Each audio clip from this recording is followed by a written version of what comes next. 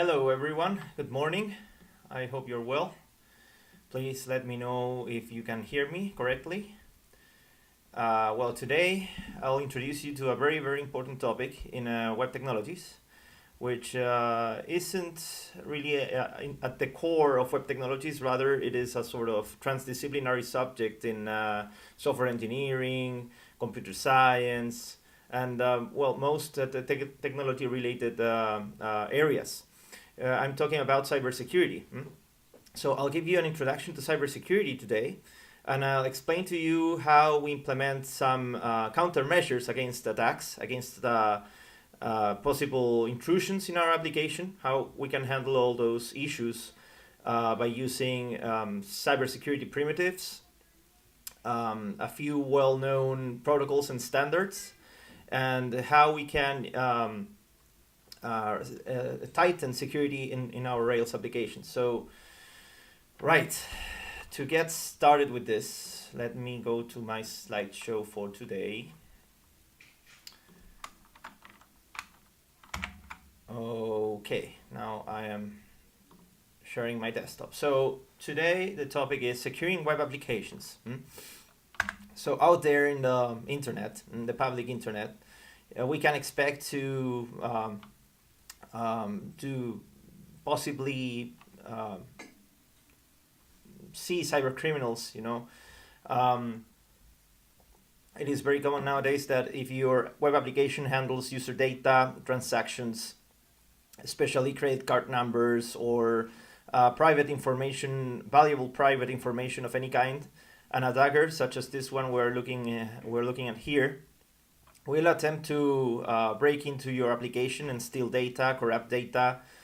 Many nasty things can happen. We will analyze what nasty things can happen in a bit, but for now, just let's be aware that this kind of people exist, that are scattered around the world. They act anonymously. They try to leave no traces. It's difficult to track who they are, and they are very dangerous. So you will be held responsible for anything bad that happens to your web application, especially if you're running a web application under some kind of contract. If you are offering a commercial service and people have trusted you and have entered the credit card numbers into your application and have already committed some transactions, well, your application will then be a target for attackers. So if something wrong happens, something bad happens, anything improper happens with users' data, you will be held responsible. So you must know of all of this stuff I'll be showing you today. So your customers will expect confidentiality. Data in your application must remain strictly confidential. You can reflect on that by yourselves. If you hold a membership in a commercial website, for instance, you got a membership in Amazon or eBay or any website in which you commit transactions, then you expect your credit card number to remain confidential at all times. Also, your customer will expect integrity. That is, your application must maintain data integrity. Imagine someone breaks into a web application you got a membership in, and this attacker maliciously changes your address, your home address, for deliveries. So instead of your address, the attacker will put another address and will receive the package instead of you. So integrity is, of course, fundamental. You want data, your personal data, your historical data, to be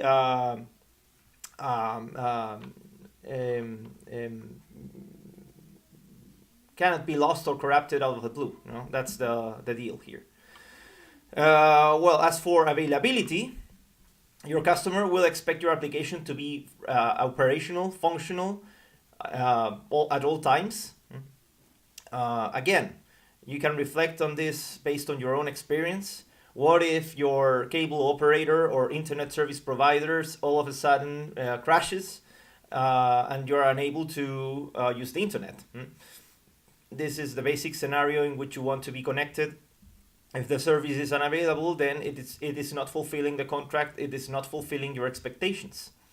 So these first three expectations, we could call them expectations, or really they are qualities of your software. These are non-functional requirements, we could say. This confidentiality, integrity, and availability triad is known as the CIA triad. And so a good mnemotechnic, we could say, to remember this is to, of course, have the CIA acronym in mind. So we can add to this triad reliability, of course. We don't want the application crashing all over all the time. We want the application to be reliable, features to be reliable, to remain consistent, right? We don't want errors 500 out of the blue at any time. So these are valid, legitimate expectations that in any web application must strive to fulfill at all times. So there are, of course, security breaches, security vulnerabilities that will hinder the possibility to comply with all of these requirements. So these common attacks that occur against web applications have been researched by the Open Web Application Security Project, otherwise known as OWASP. So the most common web application security risks are injection. So what is injection about? Injection, there are many types of injection, such as SQL injection, HTML injection, XML injection. Well, these injection attacks occur when untrusted data, such as imagine yourself typing on a web form, and on the web form you type SQL code. So if you type SQL code in a web form, then the SQL code can be injected automatically, without anyone noticing, can be automatically injected into a SQL sentence that will run in the underlying database. So injections occur when untrusted data is sent to an interpreter as part of a command or query, right? So the attacker's hostile data can trick the interpreter into executing unintended commands. That is the central aspect here, or accessing data without proper authorization. The second security vulnerability, the second most common security risk, is broken authentication. Application functions related to authentication and session management are often implemented incorrectly, allowing attackers to compromise passwords, keys, or session tokens, or to exploit other implementation flaws to assume other users' identities temporarily or permanently. So injection and broken authentication. Of course, if your system has broken authentication, that means that maybe there can be some kind of spoofing attack. That is, a user can perhaps hijack an account, a user account, or can easily steal a password, and in such way that they can basically supplant. And I don't know if the word supplant exists in English, but you get the idea. I mean, it's sort of to imposter a legitimate user, and act maliciously by stealing the user account or stealing the session. This is an example, a graphical example for a SQL injection. You got the hacker there. The hacker has entered a SQL statement on a form. You see that the SQL statement starts with a quote. The quote will close whatever statement was prior to the quote, and will concatenate union select username password, right? So this query that basically disables whatever is before the quote, and then writes union select username password from users, will translate to select name description from products where category equals gifts. Okay, that's the quote. After gifts, there's a quote that's been inserted by the hacker, then union select username password from users. So this union query will provide the attacker with all usernames and passwords. And there's a comment at the end. A dash in SQL means a comment. The comment will disable any SQL that's after the quote, the original quote, right? So there's what happens is there's an opening quote for gifts. The hacker will take advantage of the closing quote they will provide the closing quote along with SQL code to perform whatever malicious query they want, and then finish the query with 2 dashes. And in that case, whatever SQL code comes after gifts will be commented. So another important vulnerability or risk for web applications is sensitive data exposure, of course. Many web applications and APIs do not properly protect sensitive data, such as financial, healthcare, and personal information. Attackers may steal and modify such weakly protected data to conduct credit card fraud, identity theft, or other crimes. I just explained that. There is a more specific kind of attack that works with applications relying on XML technology. So many older or poorly configured XML processors will evaluate expressions called external entity references. These external entity references can have the parser download malicious code from elsewhere or disclose internal files by using a URI handler, internal file shares, internal port scanning. There's remote code execution possibilities, etc. So these XML external entities must be scanned for vulnerabilities quite often. This is an example of such a breach. There's an XML document with an external with an external entity.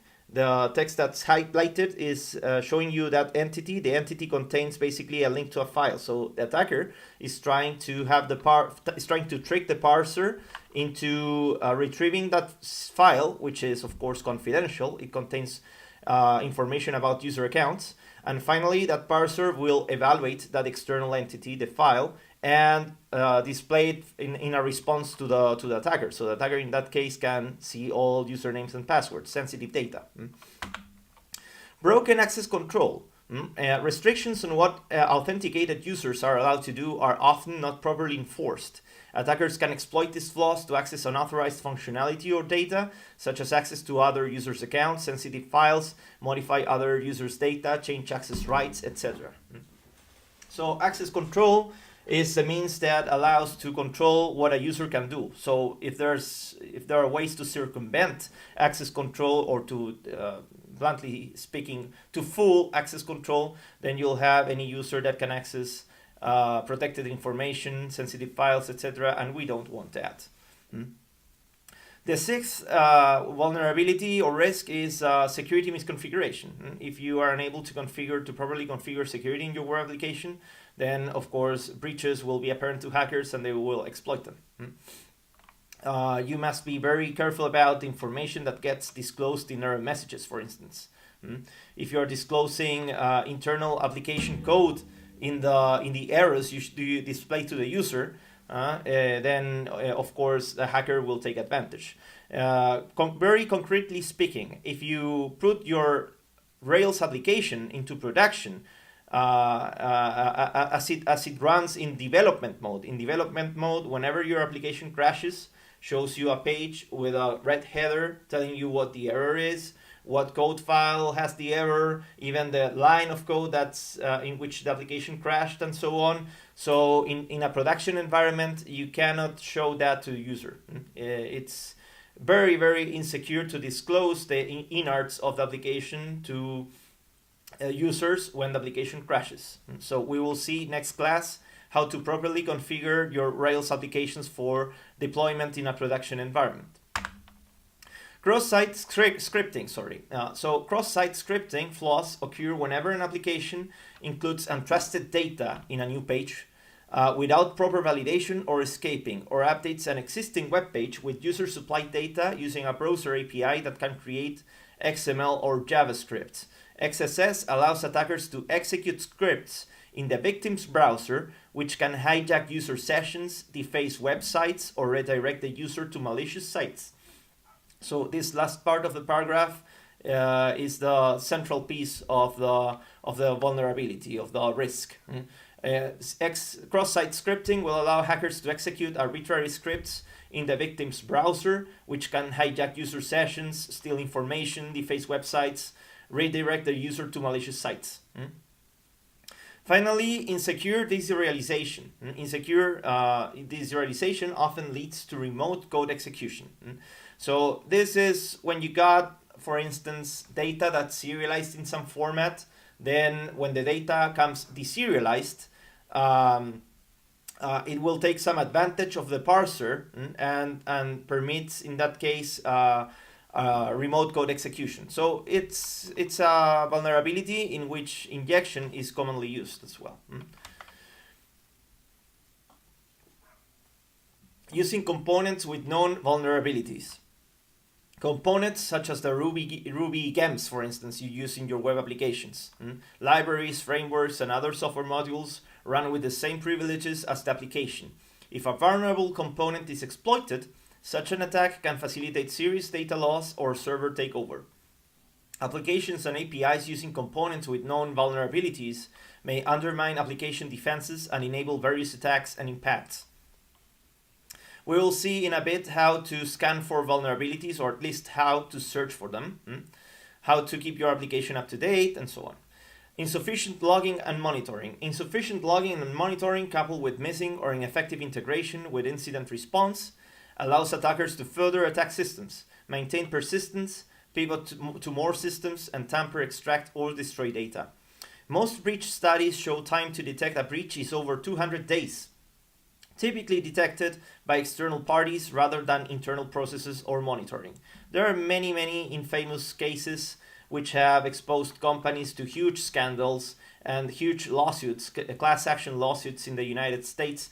You can research many cases for yourself. For instance, look for the Equifax scandal, which happened years ago, in which there was a system, vulnerable system, that wasn't correctly patched, wasn't correctly monitored, and that exposed critical sensitive information from several, I think, thousands, hundreds of thousands, or even millions of users. So that affected, of course, an entire population, and that kind of careless, that incidents that arise due to careless procedures, or careless behavior of administrators, of developers, must be avoided at all costs, because it is extremely harmful for an organization, for whoever develops the software and runs the software, to respond to this kind of scenario. So how do we find vulnerabilities? Well, that's a good question. I can give you a straight answer. There may be other complementary answers. So the first strategy, of course, is to conduct ethical hacking procedures. Ethical hacking procedures are necessary to find vulnerabilities in software and its underlying hardware and network infrastructure. These procedures are usually conducted by professional ethical hackers, otherwise known as white hat hackers. So ethical hacking is based on a structured methodology that follows a well-defined sequence of steps. First, a professional hacker will attempt to collect exhaustive information about the targets, about the networks, about the systems, about potential applications, hardware, software that can be attacked. Reconnaissance. Then there's the scanning phase, in which the attacker will look for vulnerabilities in all the targets that have been recognized already. Then the hacker will attempt to gain access through breaking into the system using, for instance, exploit attacks. Then the hacker will attempt to maintain access and see what is possible to accomplish. Having breaking into the system, it is possible that the hacker may take control of a first machine to perpetrate attacks on other machines in an internal network, for instance. So the hacker will attempt to see what's possible to accomplish and, see how deep the rabbit hole goes, as they say. Finally, the hacker will attempt to clear tracks. All evidence must be cleared. An intelligent hacker will always clear all evidence so that in the later point of time, no one will find any traces. So this is basically ethical hacking in a nutshell, okay? So these professional services can be obtained under contract. There are many consulting companies that offer this kind of services.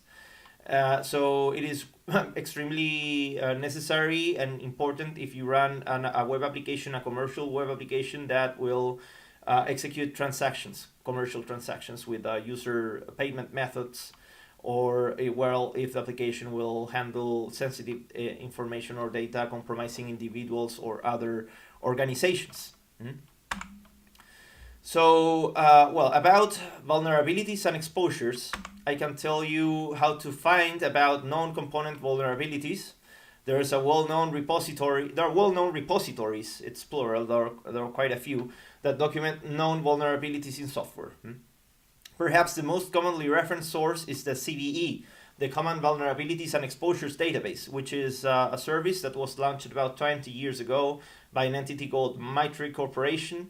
The CVE is basically a list of entries in which each entry contains an identification number, a description, and at least one public reference to the vulnerability. Some document giving a demonstration or describing the vulnerability. So these CVE entries are used in numerous cybersecurity products and services, such as automation tools, automated tools that scan for vulnerabilities in your application will consult the CVE. What such an automated application does is to check for the versions of the software you're running and consult what vulnerabilities are known for the versions of the software. So this is a snapshot, this is a screenshot of the CVE. I conducted a search for Rails. So there are 114 entries that match the Rails keyword. You see that there are even the most recent vulnerabilities that are listed, the vulnerabilities at the top actually. I'm not quite sure they're the most recent, because you see it's CVE dash the year dash the vulnerability number, vulnerability ID. So you see 5267 in action view before version 6022 and 5242. There is a possible cross-site scripting vulnerability in actions view. In action views JavaScript literal escape helpers. Views that use the J or escape JavaScript methods may be susceptible to XSS attacks. This issue is fixed in version 6022 and 5242. This J helper, this escape JavaScript helper, we've been using that in the last two lab assignments.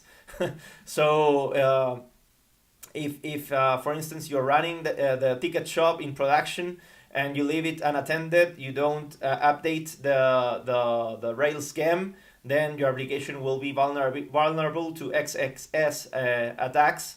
A hacker can quickly notice whether your application is implemented with Rails or not, and it is possible that a hacker can discern some method in order to obtain the version of Rails that your application is based on. And based on that, the hacker will have a CVE 2020-5267 available to attempt an attack. There's another database called the U.S. National Vulnerability Database, the NVD, which was launched by the National Institute of Standards and Technology, the NIST, in 2005. It is built upon and fully synchronized with the CVE. The CVE fits the NVD, which then builds upon the information included in CVE entries and enhances the information for each entry by including the countermeasures, the fixed information, the severity scores, etc.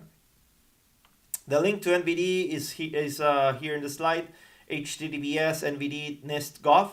While separate, both CVE and NVD are sponsored by the U.S. Department of Homeland Security, the DHS, and Infrastructure Security Agency, the CISA.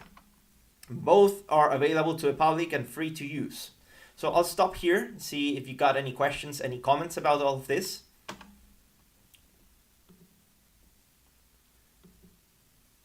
Actually, I forgot to open the video page so that I can pop out the chat and see your comments.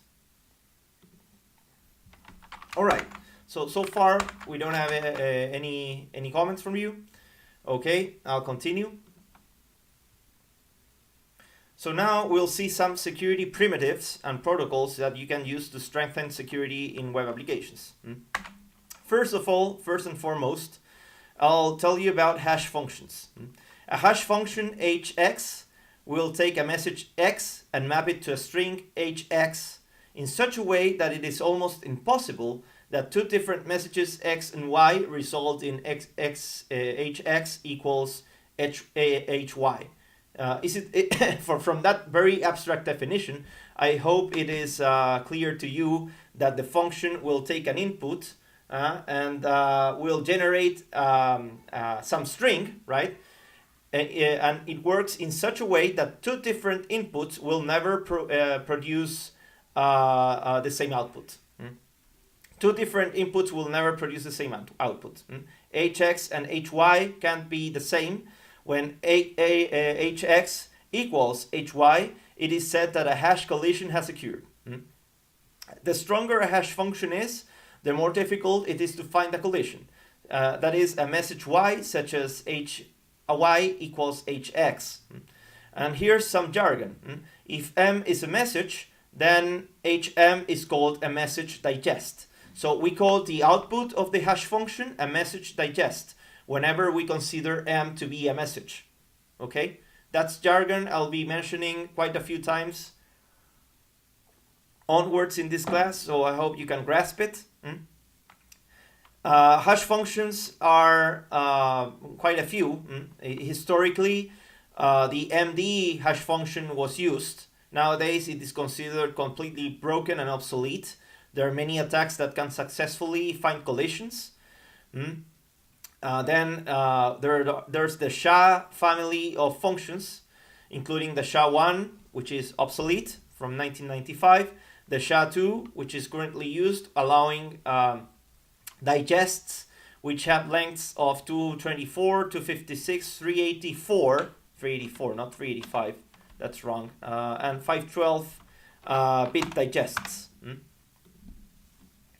SHA-3 is the most recent. It was released by the NIST in 2015. The message digest sizes are similar to SHA-2, but the hashing process is more robust, so it's more difficult to find collisions, and it minimizes the possibility of a collision even further.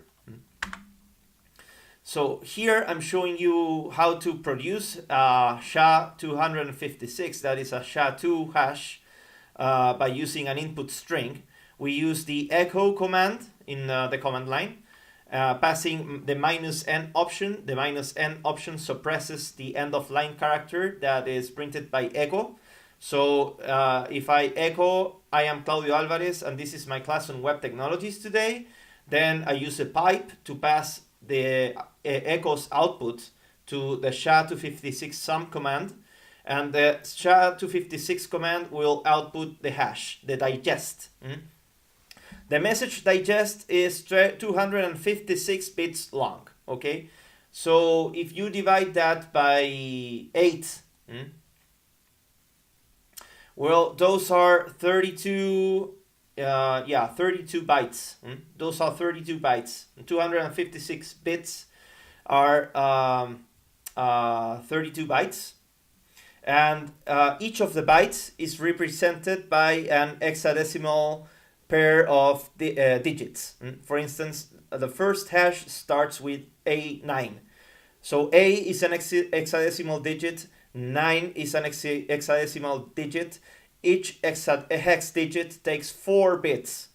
So A9 is the first byte, 88 is the second byte, 32 is the third byte, and so on. So there are 32 bytes in each of these message digests. And you can see that in each invocation, in each command, here I'm issuing on the command line, I'm slightly changing the input. So look at my surname, Alvarez, and see how I am taking a letter from my surname each time, and look how different the resulting hash is. So you can see there's a high level of disorder.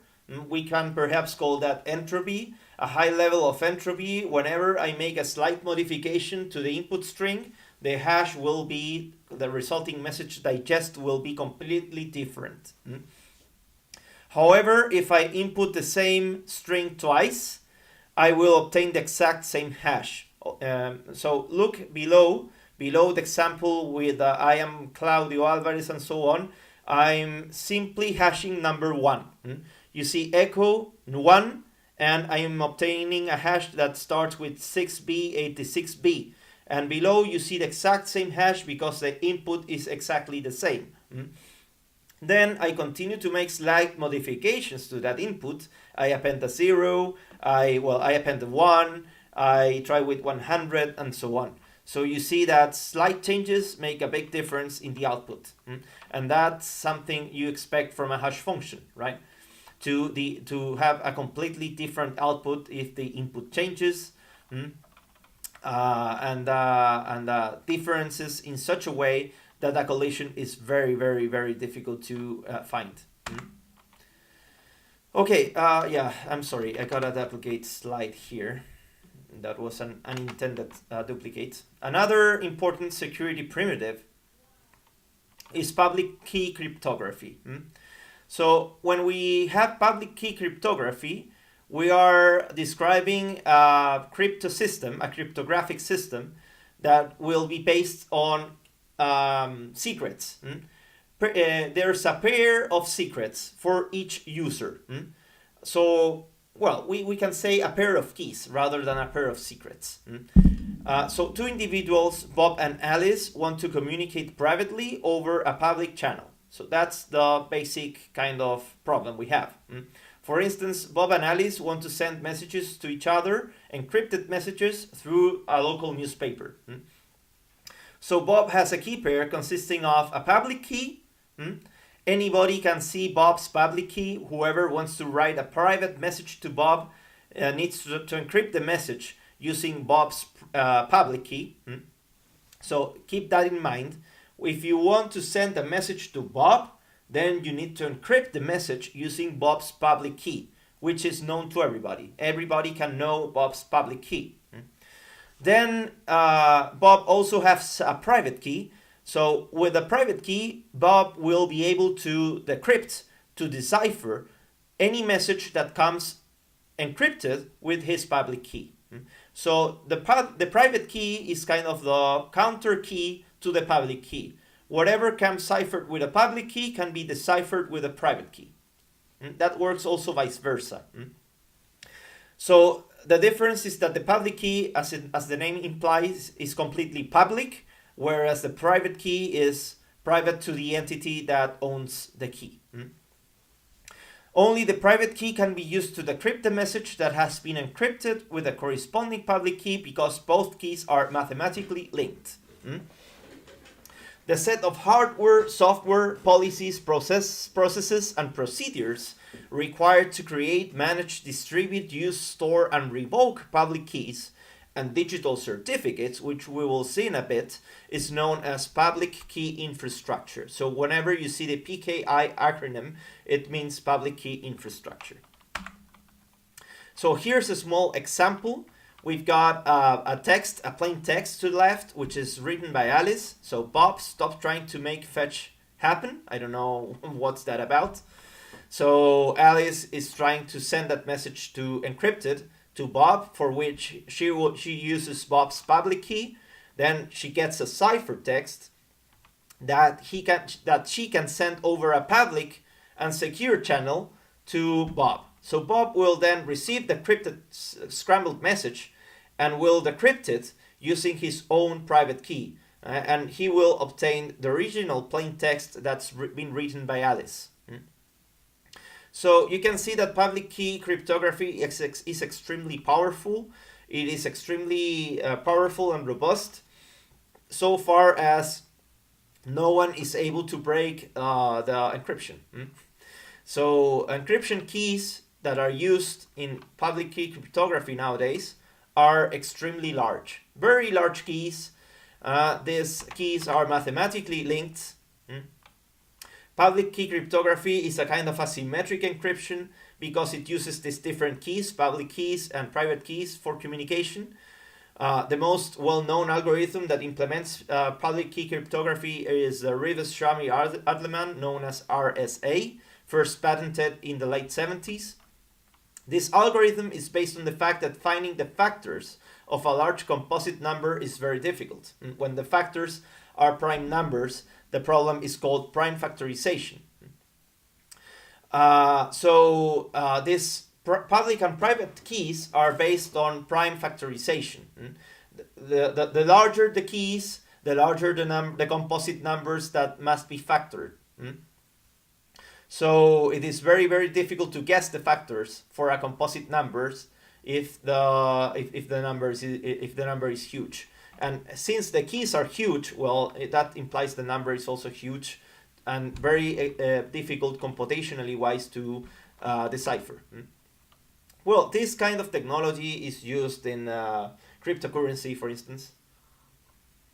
If you see how Bitcoin works, you'll come across public key PKI at some point, public key cryptography, or asymmetric encryption. Well, then message integrity. Integrity is about ensuring that a message has not been corrupted or modified in any way. Hash functions can help verify message integrity. So Alice has a message M. She computes HM and sends a message containing M and HM to Bob. Then Bob will receive message M and will compute the hash again, hash prima. I don't know how you say prima in English. If anyone knows, please tell me. So if H apostrophe M equals HM, it can be said that the message has not been corrupted or modified in any way. If the hashes are the same, the messages are the same, right? So with a hash, we're validating integrity. Now, if we want to validate authenticity, authenticity is about ensuring that a known source generated the message. So Bob will like to be sure that the message he received was from Alice. So we use public key cryptography for this. If Bob encrypts a message with his private key, Alice can decrypt the message with Bob's public key. Because public key cryptography works both ways with the keys. Something that's encrypted with a public key can be decrypted with the corresponding private key, and vice versa. Something that's encrypted with a private can be decrypted by the public. So implementing a digital signature will involve computing a message digest for the message using a hash function. First we compute the message hash, and then we encrypt the digest with a private key. So then the digital signature is distributed with the original message, allowing the recipient to verify that the message source is legitimate, because the signature can be decrypted with the public key of the signer. So if the signature is decrypted, a hash is obtained, and then that hash can be used to verify integrity. So a signature will allow us to verify both authenticity and integrity. I hope that's clear. I'll stop now to see if you got any questions.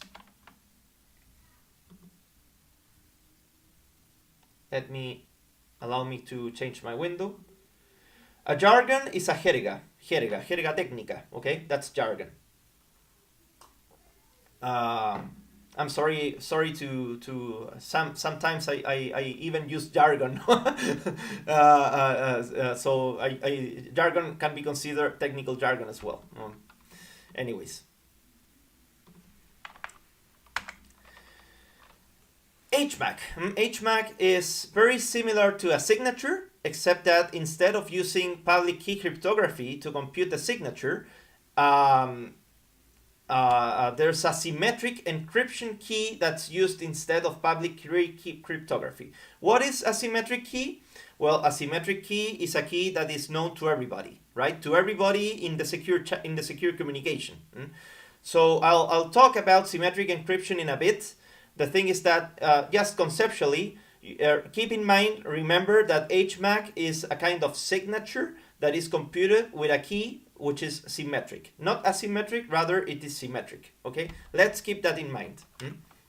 So I should have put these slides the other way around. I'm not quite sure if HMAC will appear later on. Yeah. Sorry, I'll put this again here so that first I can see the symmetric cryptography definition and then go to HMAC. Sorry about that. So with symmetric cryptography, Bob and Alice share the same key. They have a shared secret, okay? The shared secret is used both to encrypt and to decrypt messages. The shared secret must somehow reach the parties that are communicating. So commonly, public key cryptography is used to disseminate a shared secret, the secret key.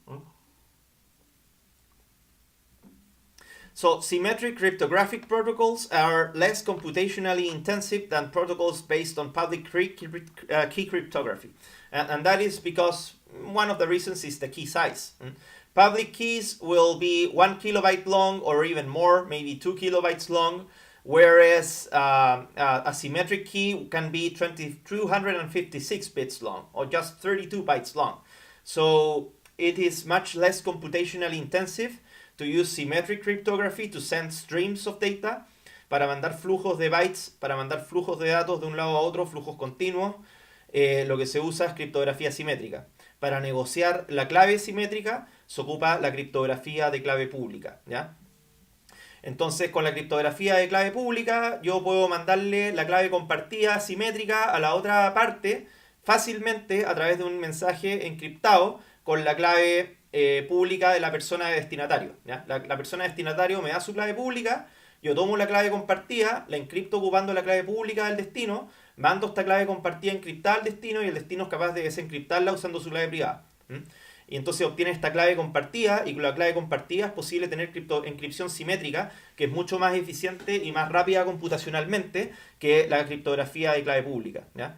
Entonces, si ustedes ocupan un protocolo como HTTPS, ya que lo vamos a ver un poco más adelante, o ocupan SSH, por abajo o están ocupando cifrado simétrico, ¿ya? Si están conectados a una red Wi-Fi con encripción de los datos, están ocupando WPA, WPA2 o algo así para encriptar el enlace, ¿ya? En ese caso están ocupando criptografía simétrica.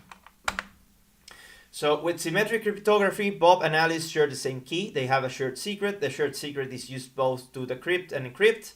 The shared secret must be secretly negotiated and kept by the communicating parties. The public key cryptography can be used. So below you see a schematic in which we have the original text. It is encrypted by using the shared key. Then the scrambled data is obtained by the receiving party, by the recipient, and the recipient will obtain the original text, the plain text, by decrypting using the same key. The same key is used both ways in the communication. Now the HMAC. Now it will make more sense. So an HMAC is a message that has been hashed and then it has been encrypted using a symmetric key. So these HMAC messages are used, we'll see in a bit, are used for authentication in some cases with web applications. Now I'll let you know how data can be ciphered. Data can be ciphered byte by byte or bit by bit. Normally bit by bit is considered. So what we have in this case is, think about a little black box, a little machine that will take a sequence of bits and encrypt each bit, right? So there are initial conditions for this black box. The initial conditions are given by a key, right? By what's known as well, to simplify, it will be just a key, okay? Just a key. So by entering a key into this black box and entering a stream of bits, the bits will be ciphered, and at the other end of the communication, the same bits will be obtained and then deciphered, decrypted by using the same key and the same black box, right? The same algorithm. So there are some applications, some cryptographic systems, such as wireless equivalent privacy, WEP, nowadays obsolete. This was used in the first versions of Wi-Fi, the first versions of the Wi-Fi standard, back in the times of Wi-Fi B, Wi-Fi A, etc. That was in the early 2000s. To secure Wi-Fi communications, WEP was used, and nowadays it is considered extremely insecure, very easy to break. So in WEP, a stream cipher was used. This stream cipher is known as RC4, Reverse Cipher 4. Nowadays, the block ciphers are more commonly used. Block ciphers are symmetric cryptographic primitives that require a shared secret, like stream ciphers. However, this decrypts several bits, a block of bits at the time. So think about block ciphers as kind of parallel, whereas stream ciphers are serial. If you are in electrical engineering, maybe you will see what I mean. Or if you've done embedded systems, the embedded system course.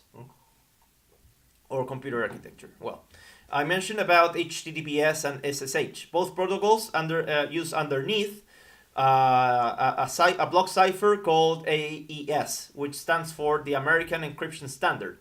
In particular, the AES 256 is commonly used. Don't confuse AES with SHA, right? SHA is a hash function. It's a hash function. AES is the American Encryption Standard, which is a block cipher. Now, well, I'll tell you about digital certificates, which is another necessary topic to understand how to secure web applications. Digital certificates are digital documents which are issued by a certificate authority. A certificate authority is a trust entity that is a publicly recognized and acknowledged entity that issues electronic documents that permit validating the authenticity of a communicating party. Okay, certificates are issued commercially and in some cases free of charge to anyone that needs them. So, in Spanish, un certificado digital es un documento electrónico que es entregado a una organización o a un individuo por una autoridad certificadora. La autoridad certificadora lo que hace es verificar que primero el solicitante del certificado es legítimo. Para eso, por ejemplo, me puede pedir el pasaporte, me puede pedir el carnet de identidad. Ya, si es una empresa, me puede pedir los documentos legales, la constitución, me puede pedir la escritura. ¿Ok? Entonces, es un ente burocrático y a la vez, bueno, es un ente de confianza que recaba información de las partes interesadas en establecer una red de confianza y les otorga estos certificados. Estos certificados tienen una fecha de origen, una fecha de expiración, ya tienen un formato estándar. No me voy a meter mucho en los detalles del formato, me interesa que conceptualmente se entienda que es un certificado, ¿ok? So here's a graphical example. I apologize for the quality of the image. It is the best image I could find in Google Images. I'm sorry about the old-fashioned look of this, but anyways. So there's an individual, Mario Rossi, from the Wikimedia organization that lives in the United States, who requests a certificate. So the certificate authority will take the information about Mario Rossi, his public key, and sign that information. So the certificate authority they have their own signature, ¿ok? La autoridad certificadora tiene su propia firma digital. Entonces, la autoridad certificadora toma el expediente de Mario Rossi. El expediente de Mario Rossi tiene toda esa información y la llave pública. Toma toda esa información, le saca un hash y luego le saca, lo encripta con la clave privada propia. La autoridad certificadora encripta ese hash con la clave propia privada y con eso queda una firma de la autoridad certificadora que dice en el fondo que Mario Rossi es un sujeto legítimo y se puede confiar en él, ¿ya? Eso es básicamente, ¿ok? Se ha verificado la identidad del sujeto, se ha verificado dónde vive, se ha verificado todo eso, ¿ya? Entonces, con toda esa información, alguien que quiera hacer una transacción electrónica con Mario Rossi puede confiar porque hay una autoridad certificadora que firmó esa información y la cotejó y la comprobó, etcétera, etcétera, ¿ya? Entonces es una fantástica manera de establecer confianza. Para eso sirven las autoridades certificadoras y los certificados digitales, ¿ya? Y se ocupa la criptografía de clave pública mayormente. Hay una clave pública, ya que es la de Mario. Si es que yo quiero hablar en forma segura con Mario, uso su clave pública para encriptar un mensaje y mandárselo, y él con su clave privada lo desencripta. Y por otro lado, se ocupa la criptografía de clave pública porque la autoridad certificadora firma el expediente de Mario con su clave privada, ¿ya? Y cualquiera puede conocer la clave pública de la autoridad certificadora. Entonces tú tomas la firma, desencriptas la firma, obtienes el hash, ¿ya? Y computas el hash del expediente de Mario y lo comparas con el de la autoridad certificadora. En ese caso, si es que coinciden los hashes, No hay corrupción del certificado. Now, secure HTTP. So you see, we're climbing up hierarchically. We started with the, well, first having a review of the different vulnerabilities that we can expect in web applications. Then a very succinct and concise description of security primitives that we need to implement security in web applications. Now we're coming to see the protocols. So secure HTTP. The secure version of the Hypertext Transfer Protocol, or HTTPS, permits end-to-end client-server communication in an encrypted manner. So to implement HTTP secure, we use an underlying technology that's called transport layer security. The computer science students that did the networks course with me last semester will understand what the transport layer is. Basically, the transport layer is a software, we can say a software layer, if you will, a software module, if you will, that will take whatever message the application wants to transmit and will break that message into segments and will make sure the messages arrive complete and en forma completa e íntegra a destino, va a reensamblar los mensajes desde los segmentos and all that. So use of TLS requires a digital certificate granted by a certificate authority to be installed in a web server. End-to-end communications are encrypted by means of a process that is initiated with a public key that is contained in the certificate. Once a shared secret is negotiated among the parties, symmetric encryption is used for end-to-end communication, based commonly on AES. So in order to implement secure HTTP, as I mentioned, you will need a certificate. To get a free certificate, you can head to let'sencrypt.org. Let's Encrypt is a certificate authority that can give you a certificate for free for 3 months. These certificates can be recurrently renewable. Los puedes renovar todas las veces que tú quieras, pero cada vez te lo dan por 3 meses. Entonces, Let's Encrypt no se da mucho el trabajo de verificar quién eres tú, dónde vives y todo eso. Creo que no, por lo menos cuando la última vez que tramité algo con Let's Encrypt no me pidieron pasaporte ni nada, ¿ya? Y en el fondo eso no lo hace tan confiable. Lo que hay es privacidad a nivel, ¿cómo decir? A nivel de la comunicación. La comunicación te permite que quede encriptada. Ahora, no necesariamente el sitio al cual tú te conectas es legítimo, ¿ya? La comunicación va encriptada, pero el sitio puede ser malicioso, ¿ya? No está comprobada la identidad o la honestidad del dueño. So here I'm showing you a procedure which is called as the SSL handshake, or, well, this is the TLS technology uses the same kind of interaction that is used to establish the secure communication. So first the client will say hi, then the server will respond with a certificate, then the client will get the public key in order to send a shared secret to the server. Then the server will get the shared secret, and then the shared secret here is called the master key. So then the master key will be used to encrypt communication symmetrically. First, the communication is asymmetric because the server will give the certificate to the client.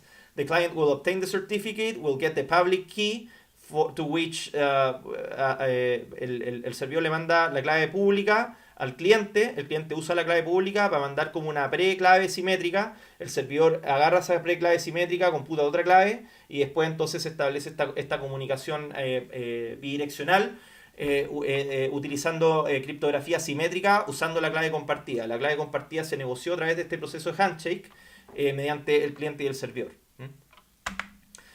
So now, authentication. That's a rather long topic we will be covering today. It's kind of central to all of we've been, es como un tópico central a las aplicaciones web. Todas las aplicaciones web que requieren proteger la información de los usuarios necesitan proveer alguna manera de autenticar. So, authentication is the process or action of verifying the identity of a user or a process. Estamos verificando la identidad de un proceso, ¿ya? O de una persona. La autenticación está basada en lo que tú sabes, por ejemplo, un password, o en algo que tú tienes, ¿ya? Algo que tú tienes puede ser una aplicación en el teléfono que te genera números, ¿ya? Números, y los números van cambiando cada 30 segundos, ¿ya? Eso es algo que tú tienes, eso es ese teléfono con esa aplicación configurada, ¿ya? También algo que tú tienes puede ser tu iris o tu patrón de huellas digitales. So, in a web application, the typical way of authenticating human users is with a login form. However, this is not applicable when we need to deal with services that consume each other. Entonces, cuando usamos APIs, por ejemplo, APIs RESTful, ¿ya? Cuando queremos que un servicio se comunique con otro, no podemos usar un web form. No vamos a tener el servicio que se va a conectar a la aplicación y va a llenar el web form con las manitos, va a llenar los campos y apretar submit. Eso no se hace, ¿ya? Obviamente no. Entonces, tiene que haber una manera de autenticar un servicio cliente, ¿ya? Una aplicación cliente de un servicio remoto. Common forms of authentication in the web nowadays include basic HTTP authentication, which I don't recommend. La autenticación HTTP básica es súper vulnerable y en verdad uno lo ocupa nada más que como para hacer demostraciones, prototipos y ese tipo de cosas.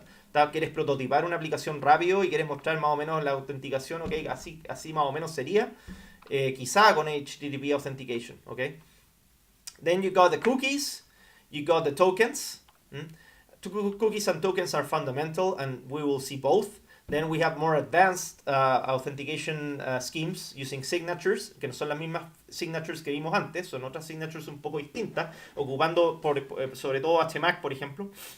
Las signatures se ocupan para integrar servicios. Si es que tú eres cliente de Amazon Web Services y quieres ocupar una de sus APIs, entonces vas a tener que ocupar una signature para poder establecer la conexión con ellos, para que te validen como cliente. Después están los OTP, que son los One Time Passwords. El password que te manda el banco cuando vas a hacer una transacción, eso es un OTP, un One Time Password. Y finalmente Open Authorization o Auth. OAuth es un tema de autenticación bastante largo y complejo, no lo puedo incluir en esta clase por razones de tiempo. De todas formas, si es que van a dedicarse profesionalmente a hacer aplicaciones web, es bueno que lo conozcan, que lo investiguen un poco, porque es la manera como ustedes se integran con sistemas de autenticación de terceros. Por ejemplo, si quieren usar autenticación con Google, con Facebook, etc., ocupan OAuth. Vamos a ver rápidamente los primeros 3 esquemas de autenticación. Entonces, como le estaba mencionando, el Basic HTTP se basa en el funcionamiento del protocolo HTTP. ¿Ya? Tú lo que haces es mandar un request al servidor con un header, con un campo header que se llama Authorization. Y en el campo Authorization tú pones ahí un valor, ¿ya? Tú pones un valor. Si ven abajo el ejemplo, dice Authorization, basic, eso es para indicar que es autenticación básica, y después viene este hash raro, ¿ya? Pareciera ser como una especie de hash, pero no es tanto un hash. Es un string que está con la base cambiada, ¿ya? En vez de usar caracteres ASCII, ya lo que hace es tomar los caracteres ASCII y el valor de los caracteres codificarlo en base 64. Como se conoce la base 64, es una base que tiene 64 dígitos distintos, ¿ya? So, the basic keyword is put before this encoded value. Entonces acá hay una manera de implementar esto en Rails. Tenemos un posts controller que tiene adentro una llamada a la macro HTTP basic authenticate with name. Ahí va el username, que es DHH, el password, que es secret. Entonces esta autenticación funciona en todos lados del controlador, excepto en index, ¿ya? Entonces cuando uno quiere ir a editar, la aplicación te va a pedir el username y el password. Y ven que el username y el password está ahí en el código. Si esta aplicación está en un repositorio público, en GitHub, obviamente todo el mundo va a conocer el password, ¿ya? So, a web server will provide the means to implement HTTP authentication. Si es que no están usando Rails, si tienen otro tipo de framework o otra tecnología, también pueden implementar esto en el mismo servidor web, ya que sirve la aplicación. This is done via configuration files which provide the list of allowed users with their passwords. These files can, of course, be stolen by attackers. There are other significant downsides. If a website uses weak encryption method or no encryption at all, an attacker will have access to account information very easily. Es súper fácil meterse entre medio de la comunicación o poder de alguna manera robar los headers que manda el cliente. Y en el header siempre va esta autorización, este string en base 64. ¿Okay? In addition, with HTTP authentication, the base 64 encoded username password string will be sent to application in every request. Entonces, a ver, esto me faltó un poquito detallarlo, ¿ya? ¿Qué es lo que significa esto de basic, I2, XH, DW, etcétera? Bueno, uno toma el username en texto plano, el password en texto plano, los concatena con dos puntos entre medio y eso lo codifica en base 64. Por lo tanto, ese I2, XH, etcétera, es la concatenación de username y password llevado a base 64. Okay. So the bottom line, it is not a good idea to use basic HTTP authentication en una aplicación de producción. No lo ocupen. Ocúpenlo solamente si es que están haciendo un prototipo con un cliente y quieren implementar una rápida forma de autenticación como mostrar cómo sería, ¿ya? De hecho, ni siquiera es tan útil porque no hay sesiones, ¿ya? Con la autenticación HTTP no hay sesiones, es como una autenticación que no mantiene el estado. Se manda el username y el password en cada request. Authentication with cookies. Esto es mucho más inteligente, ¿ya? ¿Cómo funciona? The client sends a username password pair to the server. If authentication succeeds, the server will create a session and associate a cookie to it. Recall that to use a cookie, the server will send a set cookie header to the client in the response. The client will add the cookie to a cookie jar. The cookie must be set as HTTP only, otherwise the client might be able to tamper or maliciously modify the cookie through JavaScript. Entonces, cuando el servidor manda el header set cookie, el cliente crea un cookie, lo guarda en el cookie jar, y además existe la posibilidad de que ese cookie solamente pueda ser manipulado, enviado a través de solicitudes HTTP y nunca a través de JavaScript, modificado o leído, ¿ya? Entonces, con el flag HTTP only se evita, el browser va a impedir que se pueda ejecutar un código que lee el cookie. The cookie must be signed. Se firma un cookie para verificar su integridad y su autenticidad. So when cookies are signed, the server is able to tell whether the cookie has been modified by the client or not, y también sé que el cookie es auténtico, ¿ya? Rails has the capability of signing cookies in the cookie store, active by default, in particular session cookies. Entonces las cookies en Rails son firmadas por la aplicación en forma automática, ¿ya? Hay un parámetro de configuración que inicializa el sistema criptográfico por el cual se firman las cookies, y eso uno en producción lo define. Cuando lanzas la aplicación en producción vas a definir una inicialización para el firmado de los cookies. So here are the set cookie header. You see in the response headers above, you see the set cookie header containing the cookie that has been encrypted, that has been encoded. So the cookie has a few fields that are, well, you can easily read, you know. You got the expiration date, you got the domain of the cookie, and so on. And in the request headers below, you see that the client will send a cookie to the server each time. So if the session has been established, well, the user first is authenticated. If the user authentication succeeds, the session cookie will be created for the user, and then the user can continue communication with the server within the scope of a session, and that's possible only because the user has previously authenticated. Solo porque el usuario ha sido capaz de autenticarse en forma exitosa, obtiene una cookie y puede comunicarse con el servidor usando la cookie, y el servidor reconoce al usuario por la cookie que tiene. Here's the schematics for the interaction between the browser and the server. So the browser will authenticate with username and password. The server will initialize the cookie, possibly store it in the database. The server will return a cookie to the browser. The browser will send a request with a cookie. Then the server will look up the cookie, validate that, and see who the user is, and customize the response according to who the user is. Send the response to the client or the user, right? Then we've got a token-based authentication. So token-based authentication works by ensuring that each request to the server is accompanied by a signed token, which the server verifies for authenticity and only then responds to the request. Entonces parece un montón a la autenticación con cookies. En vez de mandar un cookie al cliente, lo que hace el servidor es mandar un token. Y ese token tiene toda la información de la cuenta del usuario, ¿ya? Ese token dice el usuario para el cual el token fue creado fue tanto, ¿ya? Y eso es parte del token. Y el token va firmado, entonces el token se puede verificar la autenticidad. El servidor verifica la autenticidad cada vez que el cliente manda el token, ¿ya? Y si el token es auténtico, entonces el servidor responde. Si el token está adulterado, el servidor manda un error. Tiene que mandar un mensaje HTTP de vuelta con una cabecera de que falló la autenticación o probablemente un mensaje de autenticación fallida. So token-based authentication comprises the steps hereby listed. The user requests access by supplying username and password to the server. The server provides a signed token to the client on authentication success. The client stores the token and uses it in every successive request. The server verifies the token and responds with data. How is this different from cookie authentication? ¿Cómo difiere esta cuestión de las cookies? Bueno, primero no es un cookie, es un token. Un token es un ente digital diferente. ¿Ya? The server does not keep a record of which users are logged in or which tokens have been issued. Vamos a poner acá tokens porque todavía no les muestro el... Ahí. That is, token-based authentication is stateless. O sea, el servidor no tiene que estar guardando los tokens. Es como que el servidor emite los tokens y los tokens, la responsabilidad de mantenerlo es del cliente. ¿Ya? El cliente mantiene el token y lo manda todo el rato. ¿Ya? El servidor solamente lo entrega al cliente y el cliente después lo manda y el servidor verifica la autenticidad del token porque está firmado por el mismo servidor. Entonces el mismo servidor puede ocupar su clave privada para desencriptar la firma, mirar el hash, mirar el contenido del token y verificar que el hash de eso sea igual que el que venía en la firma. ¿Ya? Ese es el funcionamiento básico.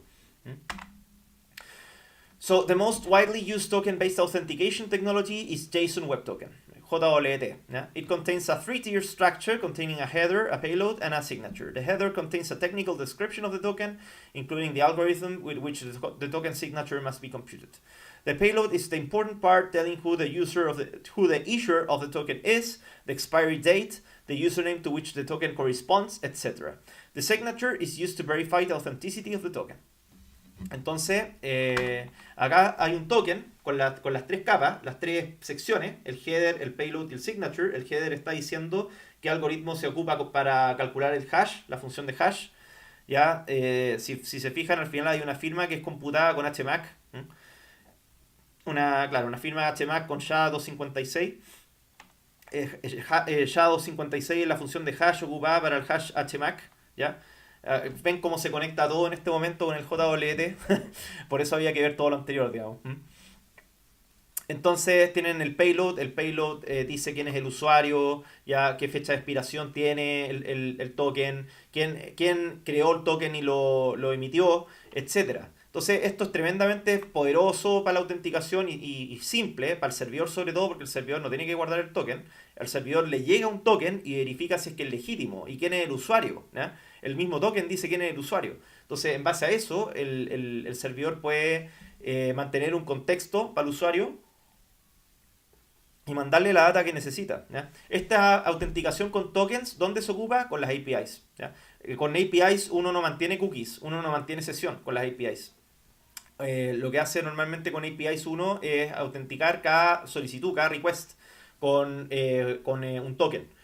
Si tienes, por ejemplo, una aplicación móvil hecha para iOS, ¿ya? Hecha con, qué sé yo, con Objective-C o hecha con Swift, ¿ya? O tienes una aplicación Android que le hiciste en Kotlin o con Java o lo que sea, y tú quieres conectarte a tu backend hecho en Rails, que tiene una API, ¿ya? Y quieres pedir los tickets, y quieres pedir los tipos de tickets y desplegar eso en tu aplicación Swift o tu aplicación, qué sé yo, hecha en Android, ¿ya?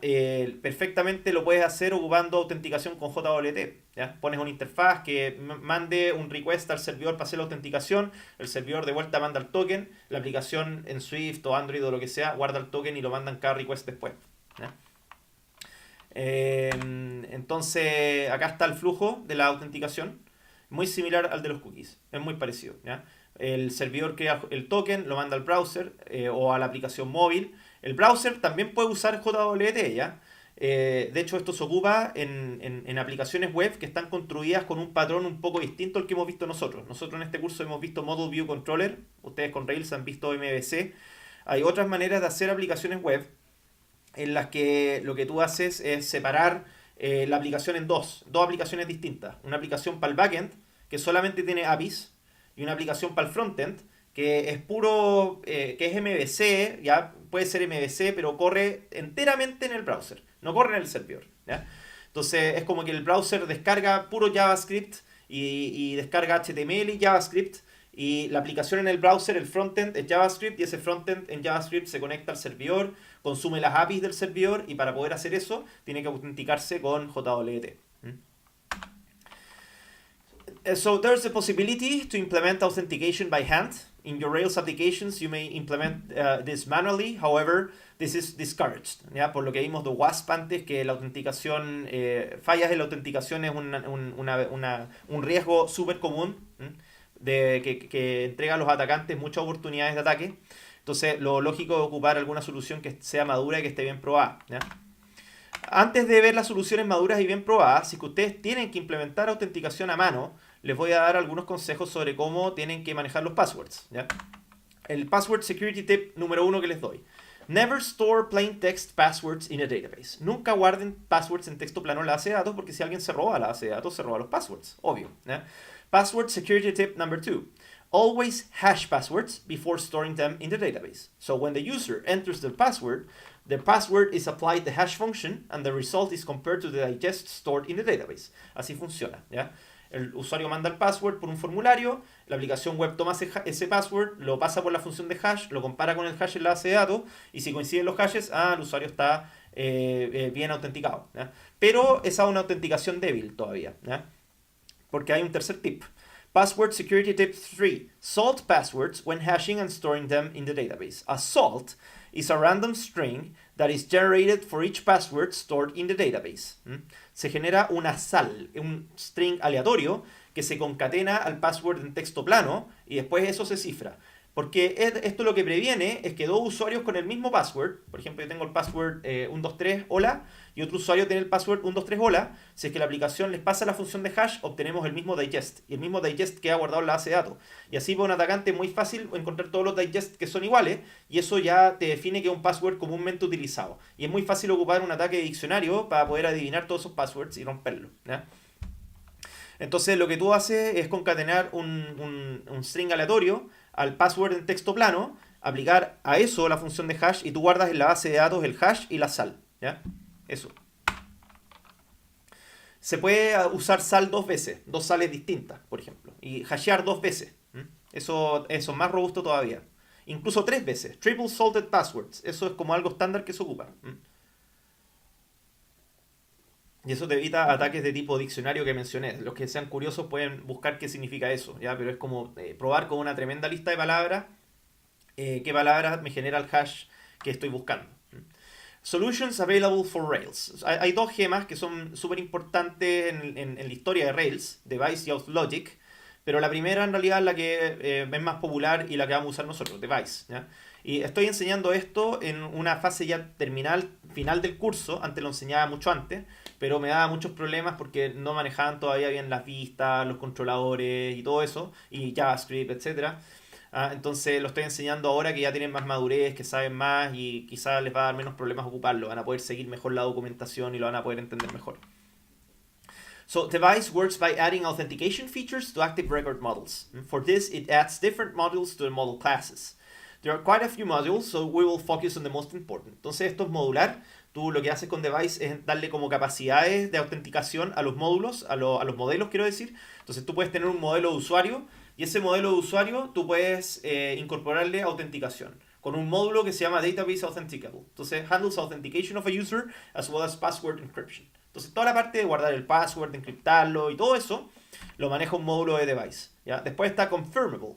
Adds the capability to require email confirmation for user accounts. Entonces, si quieres hacer que el usuario tenga que confirmar su membresía al sitio y que le llegue un correo electrónico y que aprieten un link, Confirmable te permite hacer eso. Después está el módulo Lockable. Can lock an account after n number of failed login attempts. Eso es para fortalecer la seguridad. Ya, y disculpen, que me quedó duplicado el slide y al final hice otro más detallado. Me arrepentí de poner solamente 3 y puse otro par más de cosas. ¿Ya?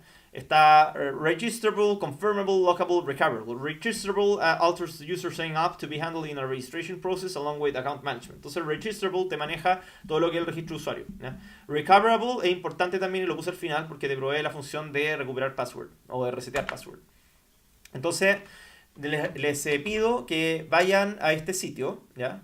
A este sitio que es el sitio de Device. Device tiene una documentación bastante completa. Hay un par de preguntas, by the way, que voy a tratar de responder. Entonces acá Device te explica cómo tú le añades capacidades a un modelo, ¿ya? Y cómo tú trabajas con los controladores, por ejemplo, incorporando un filtro ¿ya? Before action, authenticate user. O sea, antes de una acción en el controlador, tú vas a pedir al usuario que se autentifique, ¿ya? Si es que ya está autenticado, entonces no pasa nada. Pero si es que hay que autenticarlo, el usuario va a haber que redirigirlo a una página en donde va a tener que poner el username y el password, ¿ya? Entonces, ya que ustedes saben de controladores, de rutas, de modelos, de todas esas cosas, van a poderle sacar el partido de device y van a poderlo ocupar bien en su aplicación, ¿ya?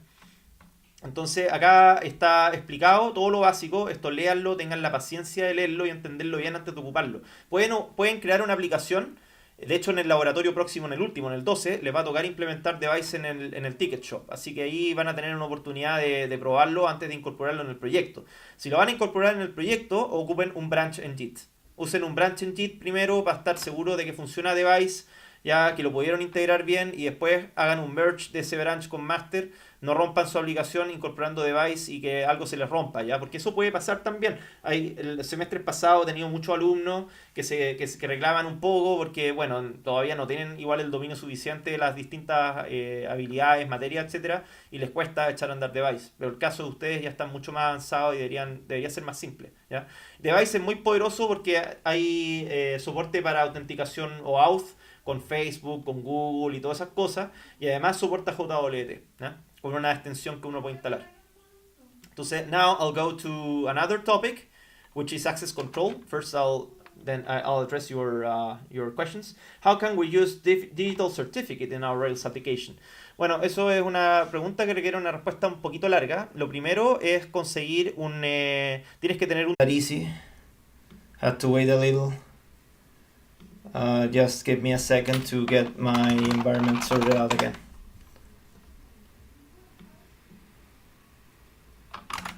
I hope you can hear me. Let me check. I hope you can hear me. Not quite sure if yeah, it is working. It is working. Okay. Right. So let me go to YouTube again. Have the session working once again. This thing should work.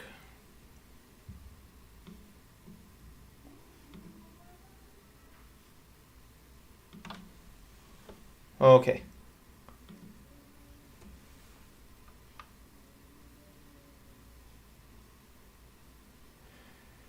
Okay, very good.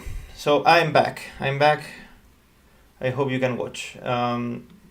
So I'll have to be very quick just to finish explaining what I was telling you. I think I'll have to, there's another chapter after slide 58, you see. I'll be able just to show you the access control now. Then I think I'll record a video about injection attack prevention, which is kind of a secondary topic. The most important topics here are authentication and access control. So about access control. In web applications, excuse me, I'll switch to the desktop. Now I hope you can see, right? Let me be sure about that. Yeah. In web applications, access control is a functionality that enables selective restriction of access to its features. Commonly, this will presuppose that the application will require its users to authenticate to use its features. O sea, esto controla lo que los usuarios pueden hacer. Para controlar lo que los usuarios pueden hacer, hay que identificar y autentificar a los usuarios, ¿ya? Una vez que un usuario hace login, tú tienes la información para poder decidir qué es lo que ese usuario puede hacer en la aplicación. So, as with authentication, Rails does not provide access control capabilities out of the box. You have to use a gem for that. And the common choice for access control is the can gem. That's such a weird name. Can because, well, one can do things, right? So then it became can, and then can when another more enhanced version appeared. So can is an authorization library for Ruby on Rails, which restricts what resources a given user is allowed to access.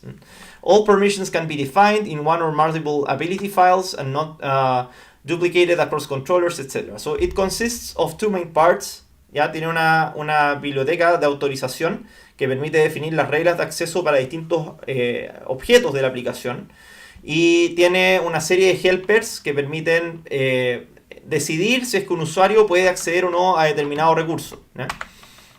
Entonces, igual que con Device, Can tiene una documentación razonablemente buena, que yo les pediría que la estudien, sobre todo la parte que explica Getting Started, digamos, cómo crear habilidades y todo eso. La misma recomendación les hago que con Device, que si quieren probar esto de buenas a primeras, lo hagan en una aplicación nueva, independiente del proyecto, o creen una rama del proyecto, un branch, ¿ya? Para implementar estas cosas. No vaya a ser que se les rompa la aplicación o algo en la rama master y tengan problemas, aunque pueden siempre volver atrás en Git, pero no es la idea que esto les cause problemas en su proyecto ni nada. Entonces, sean cuidadosos nomás con ocupar branches. Entonces acá pueden ver alguna documentación, por ejemplo acá están los helpers. If can read post, ya, si que el usuario puede leer el post, aparece esto, el link al post. Y acá están las habilidades. Entonces, para inicializar un usuario, ¿ya? Esta es una habilidad de un cierto tipo, digamos, por un cierto tipo de usuario. Entonces, por un cierto tipo de usuario, ese usuario puede leer los posts. Si es que el usuario está presente, puede leer los posts públicos, ¿ya? Si es que está presente, puede tener la posibilidad de leer sus propios posts. Y si es administrador, puede leer todos los posts. O sea, el usuario cualquiera que no está logueado en realidad puede ver los posts públicos. El usuario que está logueado puede ver los posts dependiendo de cuál sea su ID, etc. ¿Ya? Entonces es una buena biblioteca para implementar el control de acceso, ¿ya? Entonces en el próximo laboratorio, voy a saltar un poco el final acá, ¿ya? El próximo laboratorio va a consistir en implementar estas dos cosas en el ticket shop. Va a haber que poner device, va a haber que poner can y tener un administrador y tener un usuario que va a comprar, ¿ya? Y al final quizás hacer checkout de la orden y todo eso. Entonces con eso quedaría completo el ticket shop. La próxima clase ya cerramos el curso, es la última clase. Después de eso ya vendría el examen, ya vendría ¿cómo se llama? Las presentaciones finales de proyecto. Todo eso lo vamos a estar avisando oportunamente a través de Canvas. La próxima semana, este es el último aviso importante que les doy hoy día. La próxima semana, entre martes y miércoles, yo creo que lo vamos a hacer. Va a haber un quiz, un quiz número 5, ¿ya? Ya con 5 quizzes ustedes pueden borrar la peor nota, ¿ya? Y voy a tratar de hacer un quiz 6 antes del examen, como para que sea recuperativo. Si es que alguien no pudo hacer un quiz o quiere, no sé, de hecho, voy a ver qué condiciones les puedo dar para reemplazar una nota o qué sé yo. Ya podría haber un sexto quiz. Entonces la próxima semana hay quiz y quizá antes del examen llega a haber otro quiz, ¿ya? Así que thank you very much for watching today. Have a very nice day. I hope today's topics were motivating for you. Espero que hayan sido buenos temas motivadores. Todas estas cosas son súper importantes. Aquí les di un barniz, un brochazo, pero al menos tienen los conceptos, ¿ya? Revisen los conceptos, entiendan los conceptos, las primitivas de seguridad, algunos de los protocolos que vimos, ¿ya? Porque todo esto se ocupa, cosas técnicas importantes que se ocupan después en la vida profesional cuando están haciendo estas cosas de verdad. Así que acá me voy a descolgar, voy a ya parar el stream. Muchísimas gracias por llegar hasta el final y verlo. No son muchos los que llegaron hasta el final. Pero bueno, si pueden avisen al resto que esto está grabado. Llegué hasta el final explicando algún par de cosas adicionales. Así que goodbye, thank you, see you next time.